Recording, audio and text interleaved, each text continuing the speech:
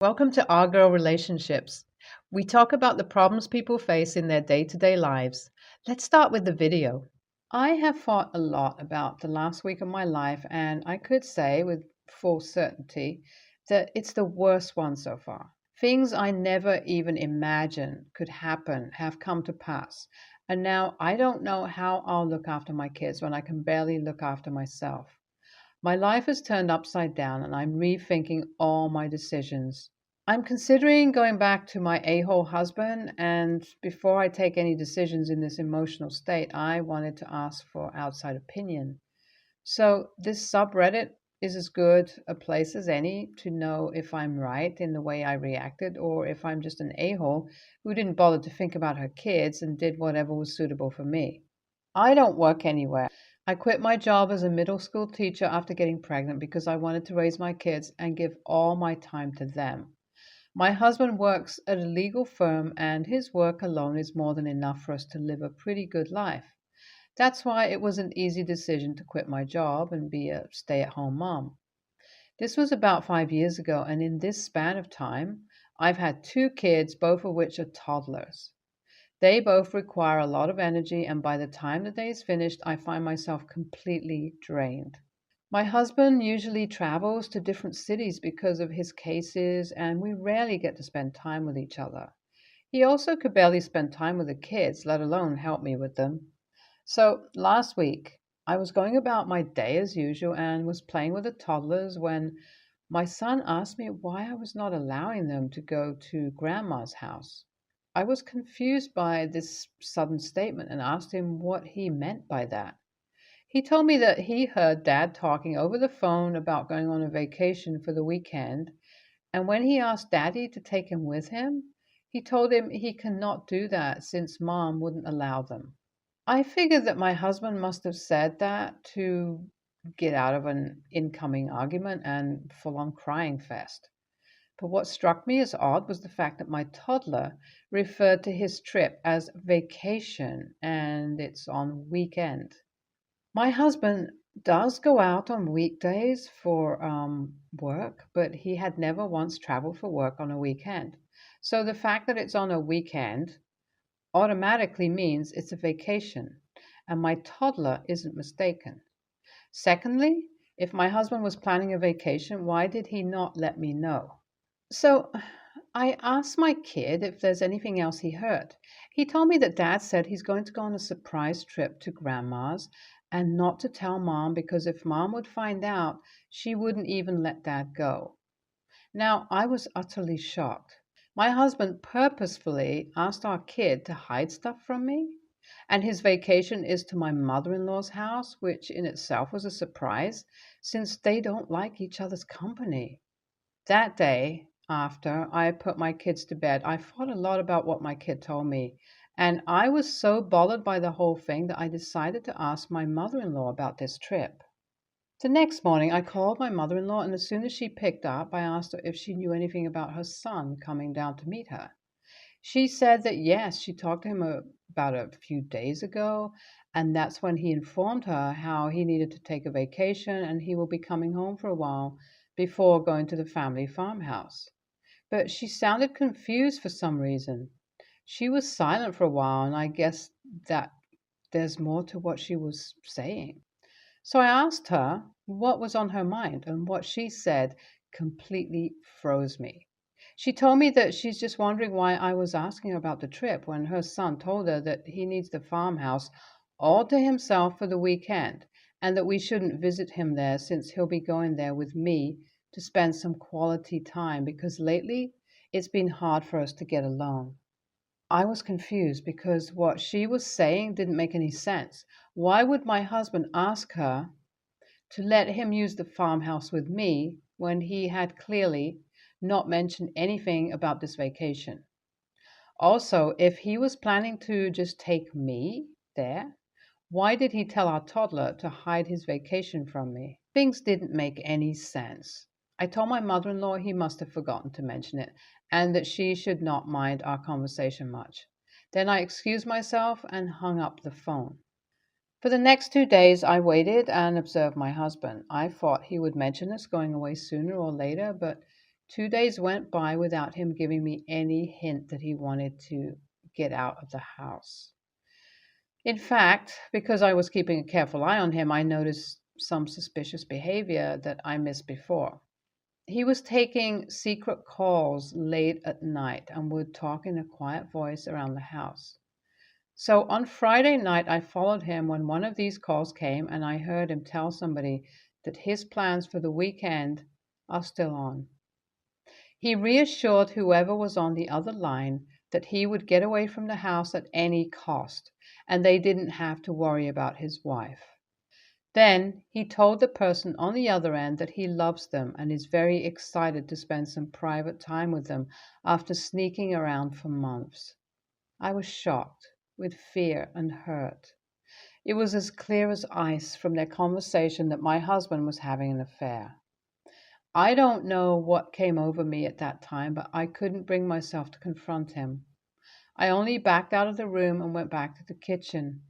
I busied myself with the dishes while constantly thinking about what I had just heard.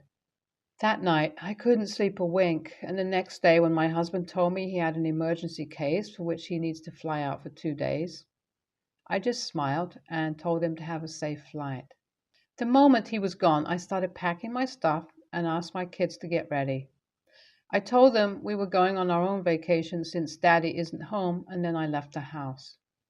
I was hurt and angry and didn't want to think that I was being cheated on in a marriage.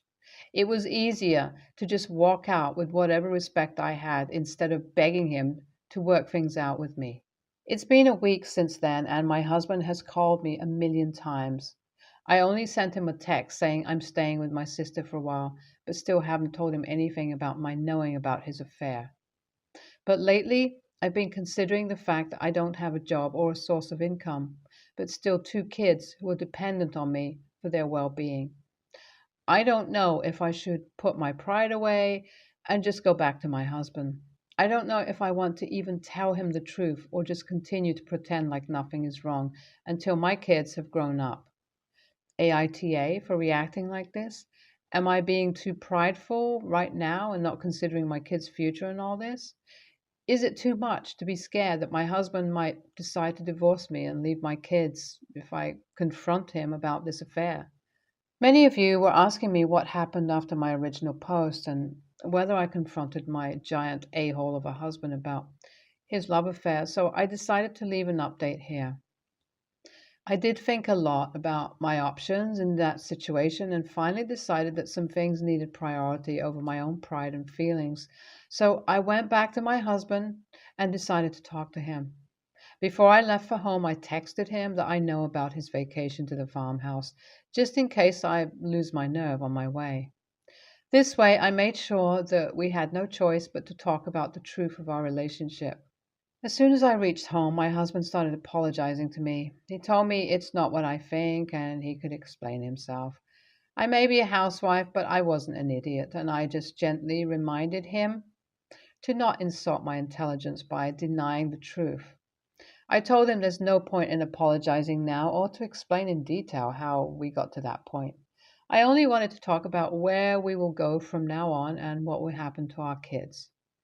He knew better than to try and argue with me when I've made up my mind, so he just asked me what I wanted to do. We went back and forth the whole night. There was a lot of crying and screaming. After almost a week of talking things out, I was completely drained and mentally exhausted with that topic of conversation. I finally told him I'm willing to put things in the past and give us a fresh start if he promises to end everything. He told me he had already ended his affair the day he found out I knew about it. So now we've been trying to move on and just live the best way we could for our kids. It's been almost a year and a half since I updated here. My relationship that I was trying so hard to work on with my husband ended up being destroyed. We couldn't work things out, and somehow we grew to hate each other so much that it was hard for us to stay in a room without chewing each other's heads out. So, when it was clear that our constant fights and aggressive behavior was affecting the growth of our children, we decided it was best to separate. About 2 weeks ago, my divorce was finalized with my husband and kids still living with me. We agreed that my husband will give me child support and money for my own expenses until the kids reach middle school, and I'll be free to get myself a job. Even though we ended up getting divorced, surprisingly, our life is much less complicated now, and I'm starting to be happy again. NTA, no way are you the a hole, and your decision to walk about without confronting him was the best one for you. Having kids does complicate things, and yes, you should always put them first, but that doesn't mean that you need to put up with someone else's crap. You deserve to be respected, and if you need time to sort through your feelings, then you should absolutely take it. NTA, not everyone can face up to their a hole husband instantly, and there's nothing wrong in taking a step back and thinking things through before making your decision. You did the right thing, and don't let anybody tell you that you're a bad mom. My new husband and I went on vacation in July, and we decided to elope while we were gone. It was something we had planned but left undecided when we left, but we did it. My family were very disappointed in our decision to elope, especially my part in it, and now I feel conflicted. I have a sister who is a year younger than me. She was born with a disability and chronic health issues. As a child, she battled cancer also, and it came back just over a year ago. They haven't called it terminal yet, but the whole family is just waiting for the day her doctors say it is. Because of her health and disability, over the years, she has been the main focus, and she has come first 99% of the time before me. She told me before she likes when it happens because it shows everyone cares and isn't sick of her. But it has been hard for me when it's something for me and she ends up being celebrated instead.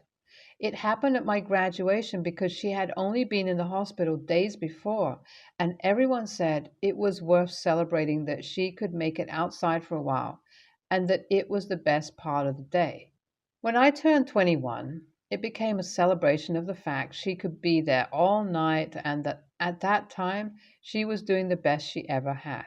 My now husband, boyfriend at the time, went to get the cake, and when he and my friends started singing happy birthday, my family, both immediate and extended, were too focused on my sister to notice. Those aren't the only times, but they were probably the biggest factor for me making the decision to elope. I have talked about it with my family before, and I was told I should be celebrating along with them because every little moment with her is a miracle, and when you have someone like my sister in the family, you have to forget your own wants. When I have talked to my sister, she has told me she needs it. She needs to feel wanted and loved, and like she's less of a burden. I didn't want that for my wedding. I didn't want my special day to be made all about her. So I chose to just make it my husband and me. But my family are upset. The unspoken fight is my sister might not be here for all that much longer, and I took away her chance to see me get married. I took away my parents' chance to see my wedding day when they will never see hers. The extended family told me it would have been a good time to see my sister too, and all this other stuff.